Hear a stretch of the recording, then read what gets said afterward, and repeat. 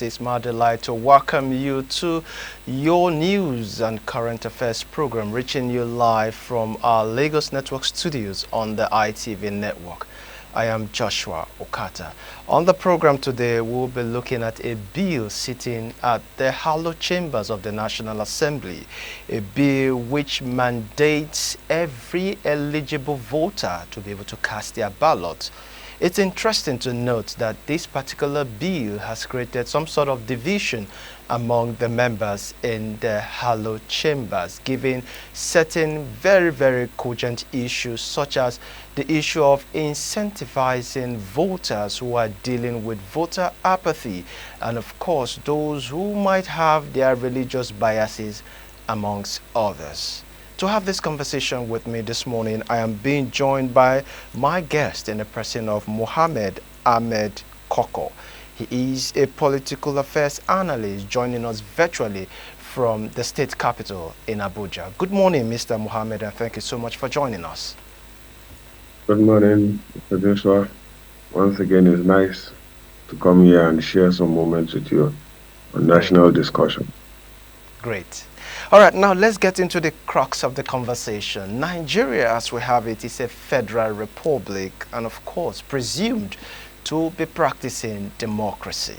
Now, what is your take as regards the issue of a country that is presumed to be practicing democracy and having the right, as it were, enshrined in the law for individuals to be able to cast their ballot? This time around, we are seeing laws being put in place, as it were, to mandate an individual to be able to cast their ballot. Let me get your view as regards this when it comes to making it compulsory for every individual, regardless of gender, regardless of status, to be able to cast their ballot.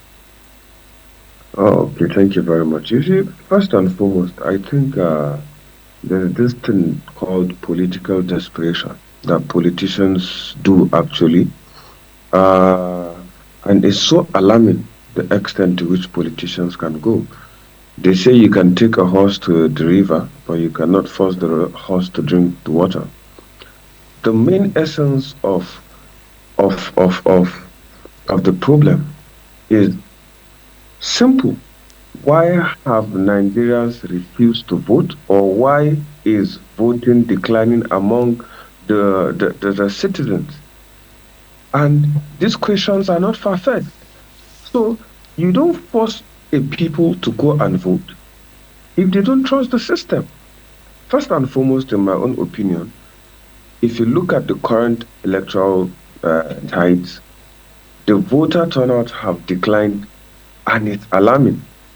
I think in 2007, we had almost 57% turnout. In 2011, we have about 54% turnout. And then in 2015, 34%. And in the last election that just passed, it was around 28% out of 93 million voter registered. So, in my own opinion, why do you think voters don't come out to vote? And this cannot be far-fetched. I think it might be due to 3 or 4 reasons. First and foremost, voter education. Have we educated those voters on how to vote? Have we done enough awareness? Whose duty is it to make the people aware? Secondly, violence. We have seen cases where elections, polling units are being destroyed, people are being shot at, macheted, guns are used in polling units. How have the system addressed this issue? Because if I am going out to vote and my life is at risk, what's the essence? And even if anything happens, who will be blamed? You can see the situation in Kogi, I think, one time where people came with guns to destroy ballot boxes. And it's so alarming that in 2003, in 2023, it still happened in some pocket places. The third one, I feel, is lack of trust, which is the most important. People don't trust the INEC or the system entirely. And you cannot force people to go and vote when they don't trust the system. It's like forcing me to write an exam that I know has already been compromised. The same thing I might say with JAMB right now. They are in a difficult situation. They've already accepted that a part of their system has a glitch. So how do you expect people to go out, write the exam, be marked, and then trust the system? So my own idea is about trust. If you don't create an enabling environment for voters or citizens to feel their vote will count, you cannot force them to go out and vote. As simple as that. All right, now let's look at this issue before we talk about certain matters that you raise, which are very, very germane. Now, the issue of attaching or associating, as it were, a fine to the tune of 100,000 naira, and of course, making it very compulsory that a 6 months jail term be associated with it as a penalty for those who refuse to exercise their franchise. What do you make out of this law? This is against the fundamental human rights of a citizen.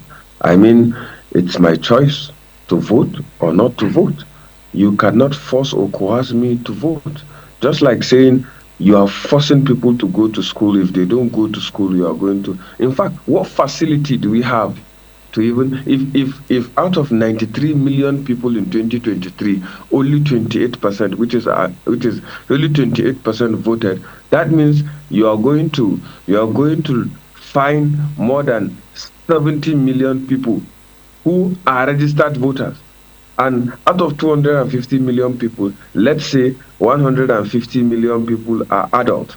So if 150 million people, only 20 something people voted, you are going to fine almost 130 million people, or you are going to jail them. Which facilities do you have to execute that? So, I mean, it's just casting aspersions of stones where they don't actually make sense. Because in the end, what constitution guarantees you to tamper on my fundamental human rights for not voting? Is it by force? Is it enshrined in the Constitution? Is it not against my fundamental human right? Look, let's stop chasing clout with bills that don't matter. If you want people to go out and vote, you cannot force them. Look, if democracy have failed me, you cannot force me to act on it.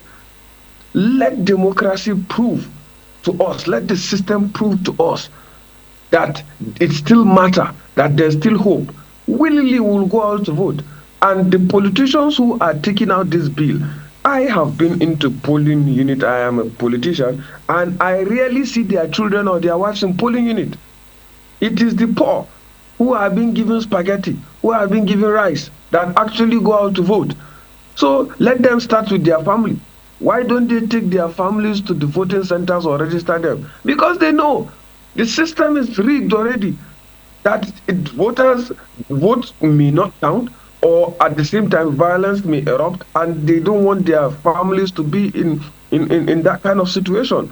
So I feel that bill is just cloud chasing at its highest peak, and they should focus their energy on how to actually sanitize INEC, how to make sure resources are being approved well, how to make sure logistics are being dispatched well, how to make sure violence is being reduced by upholding the security outfit, how to make sure justice is being served, how to make sure votes are being counted, votes reflect people's ideologies. I mean, President Bola Ahmed Tinubu won elections with just 36%.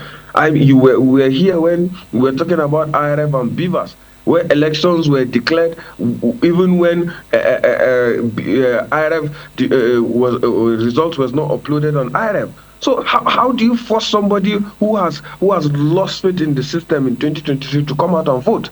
When the INEC guidelines were stated clearly on how elections will be done. I mean, looking at the case of Edo, how do you tell a citizen? I'm telling you, the 2027 election, you might see a voters turnout that is even less than 15%, because virtually people have lost faith in the system. And there is no, it's as if there is no money, or money are not being channeled well. When last did you see by elections? All right. When last did INEC conduct by elections? Thank you. Now, the issue of decline in vote and of course voter apathy cannot be emphasized. Now, we're talking about voter apathy and of course the decline in the attitude towards our vote, especially looking at it from the 2023 election. It proved, as it were, as a litmus test, given the fact that report has it that less than 30% of votes that were expected to come in actually was a trend in itself that shows that truly there was so much of vote decline. Now let's look at the issues associating with voter apathy. We saw in Lagos in 2023 election where a certain talk came out and issued threats that persons who actually want to come out to vote for their conscience will be dealt with. The security agencies, as it were, treated it with kids' glove.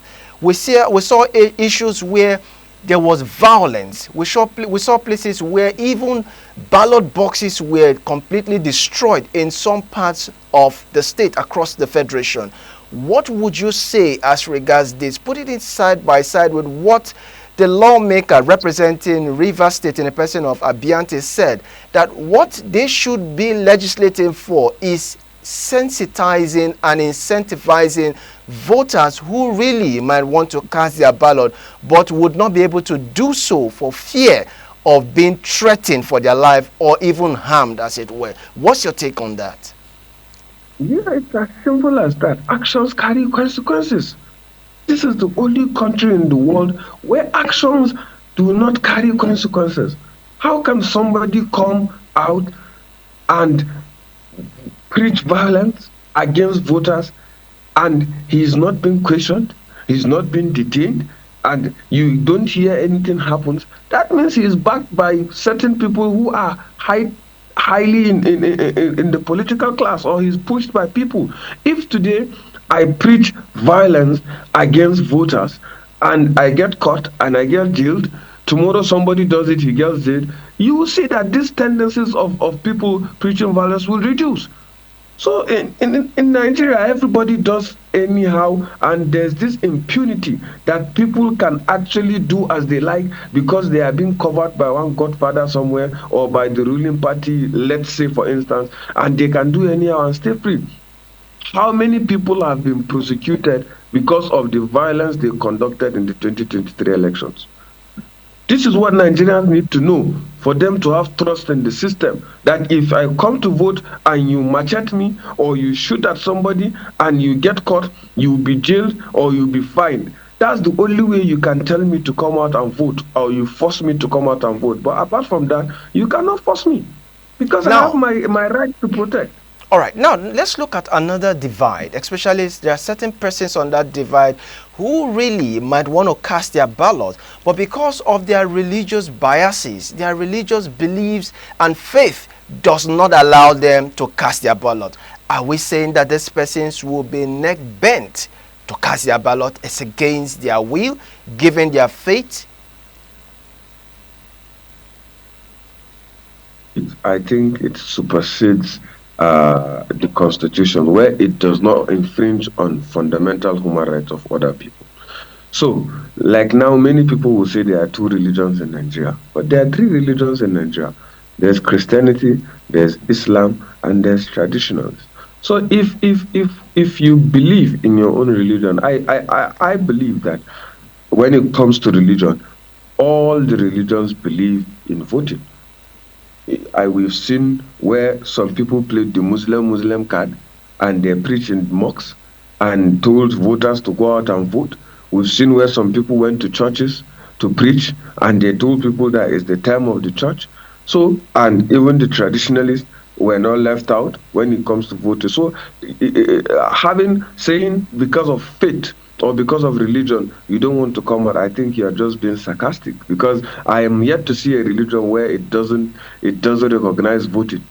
Actually, but of course, even if you think that it is sarcastic, don't you think that as a country that practices democracy, everyone should be allowed to profess what they believe as their faith. So in this case, if their faith demands that they shouldn't cast their ballot, are you saying that we should force them to cast their ballot? Is that practicing I think democracy if we do so? no, I'm not saying they should be forced to cast their vote. But Just that like is I what the came here law says, that if you do not, there is a fine associated with it, aside from the jail term. So that's what it means, invariably. that's why I said the law they are trying to bring is just for clout chasing. There is nowhere in the constitution that infringes on fundamental human rights. Even going to school is more important than voting. But going to school does not carry a jail time. I think it is even more important to say anybody who doesn't go to school or who doesn't take his kids to school will be jailed rather than saying voting. Politicians only want to make themselves relevant and make where they eat to be protected. We have better issues to deal with. First and foremost, deal with the trust issue. That's where the problem lies. Then people will come out willingly to vote. You don't even need to force anybody. People will come out willingly. You Now, cannot before we infringe talk on their about the rights. issue of trust,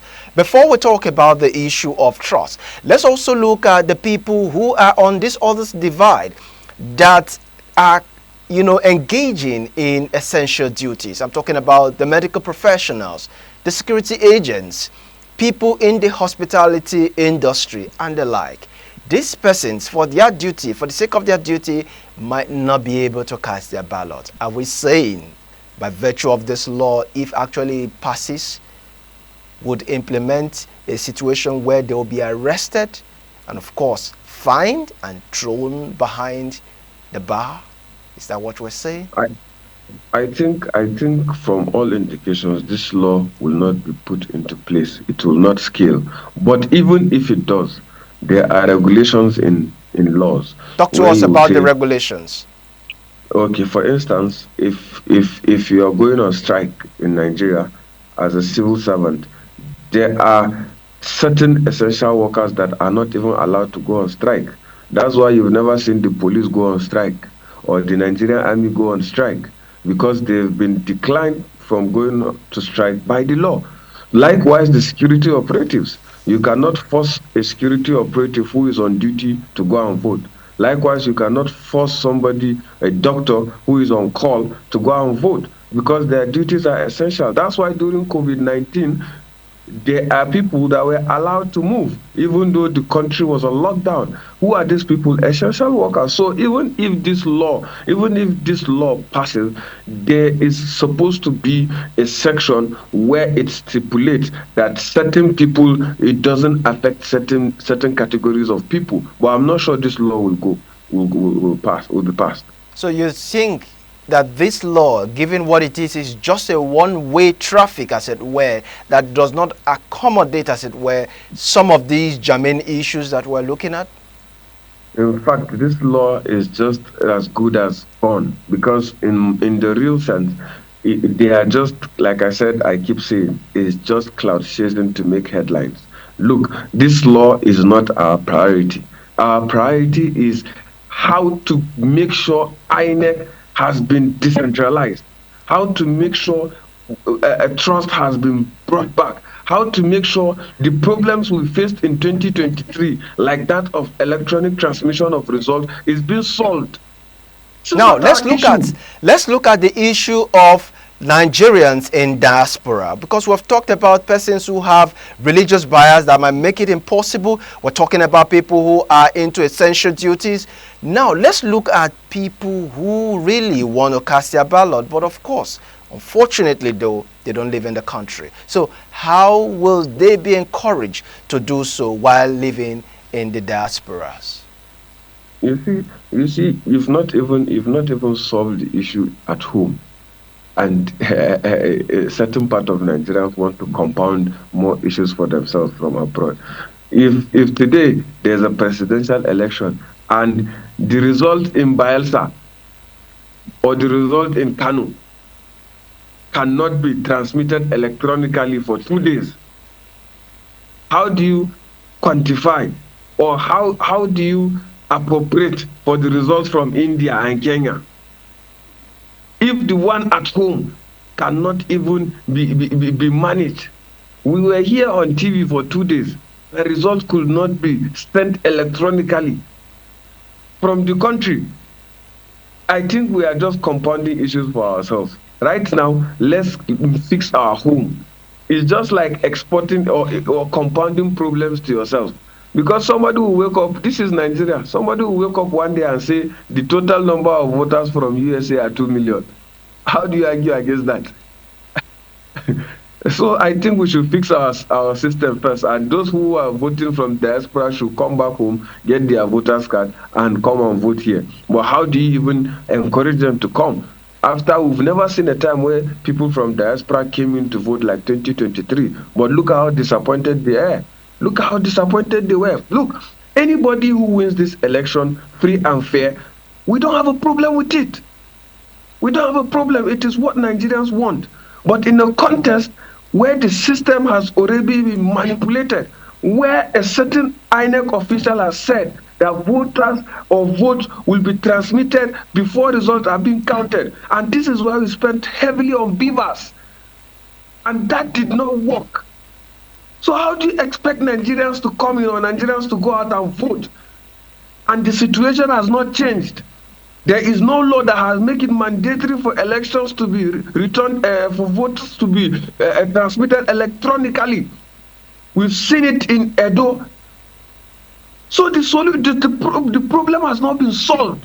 And you are creating another problem with another law mandating voters to come out. If I come out and the situation doesn't change, what happens? Who will account for these problems? So let's go back to the real cause. I think National Assembly have been sleeping too much and they don't know which bills they are. Somebody should raise a bill on how to rectify the problem of transmitting results electronically, on how to make sure there is a certain jail process that will be done immediately when violence takes place in polling units. And I'm telling you, voters will come out in large numbers to vote. But as far as you don't solve this, you cannot jail me or Nigerians for not voting. As simple as that. 2027 is just, a few years around the corner. And given the situation of things, this bill, as it were, has gone through second reading. Your pessimism seems that you likely do not have faith that this bill is first of all realistic and might see the light of day. What is your take as regards if this bill sees the light of day? Then they should be ready to lock up more than 150 million Nigerians. If they have the facilities or if they want to generate money, then they should get ready to lock up more than 150 million Nigerians. The total register of voters in last election is 93 million voters. And the people who voted are not more than 30 million voters. In a country of 250 million, where you have adults more than 170 to 160 million, 65% I think of the population are youth. So even if the bill passes, then they should be ready. Their prisons will be full up, or their accounts will be filled up. And in a country that has multidimensional poverty, the second largest poverty capital of the world, in a country where people don't have things to eat, you are finding them 100,000 for not voting. I think you will lock half of the population. Which facilities do you have to take that? I'm sure you have your voter's card, because you might just not want to be among those that will be thrown behind bar. Thank you so much. That's a beautiful way to leave the conversation. Thank you very much. Thank you very much. We really appreciate your time. Thank you so much. Okay. That was Mr. Mohammed Ahmed Koko, a political affairs analyst, sharing his perspective with us from the state capitals in Abuja. Well, that's our offering for you this morning.